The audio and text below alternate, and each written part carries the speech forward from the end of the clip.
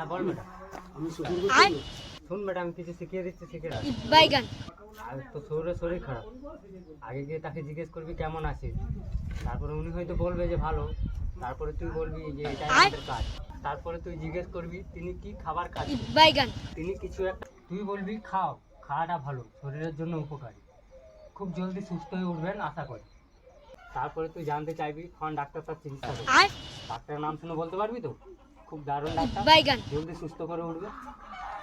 আর তুই সব সময় হাসি মুখে থাকবি, বুঝলি লেলা খাবার বেটা আমার। A few moments later.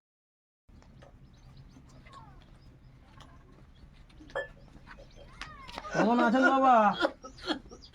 কেমন আছেন? আর বাঁচার ইচ্ছে নেই বাবা।